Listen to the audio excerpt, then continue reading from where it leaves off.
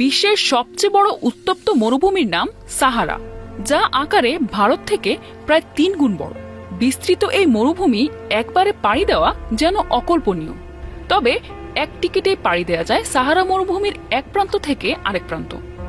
অবিশ্বাস্য মনে হলেও বৃহত্তম এই সাহারার বুক চিরে এক প্রান্ত থেকে আরেক প্রান্তে যাওয়া আসা করে পৃথিবীর দীর্ঘতম মালবাহী ট্রেন, যার নাম মৌরতানিয়ান এক্সপ্রেস। বিশাল এই ট্রেনটির দৈর্ঘ্য প্রায় 2.5 কিলোমিটার। এটি পৃথিবীর সবচেয়ে দীর্ঘতম ভারী ও ধীরগতির কার্গো ট্রেন, যা পুরো সাহারা জুড়ে প্রায় 700 কিলোমিটার পথ পাড়ি দেয়। ট্রেনটি যাত্রা শুরু করার পর এর গন্তব্যে পৌঁছাতে সময় নেয় প্রায় 21 থেকে 22 ঘন্টা।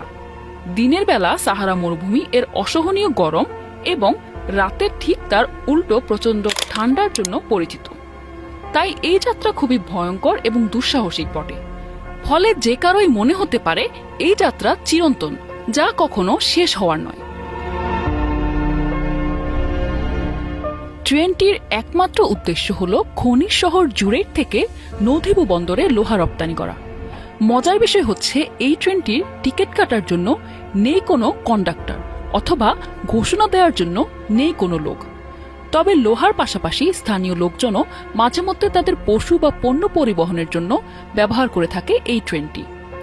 যদিও ট্রেনটির একক যাত্রায় কোথাও কোনো স্টেশন নেই, তবুও জীবনের ঝুঁকি নিয়ে অনেক যাত্রী তাদের আত্মীয় স্বজনদের সাথে দেখা করতে চলন্ত ট্রেন হতে ঝাঁপিয়ে পড়ে নিজেদের পছন্দের স্থানে।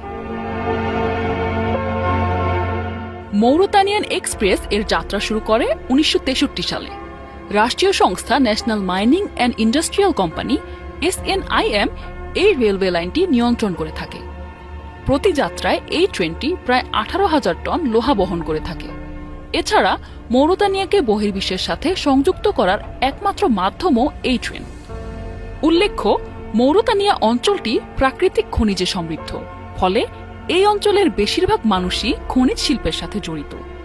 বৃহত্তম এই ট্রেনটি এই অঞ্চলের মানুষের ভাগ্য বদলের জন্য ও একই সাথে দেশটির জিডিপিতেও গুরুত্বপূর্ণ ভূমিকা পালন করে থাকে। ফলে 1974 সালে বৃহত্তম এই ট্রেনটির রেল লাইনকে জাতীয়করণ করা হয়।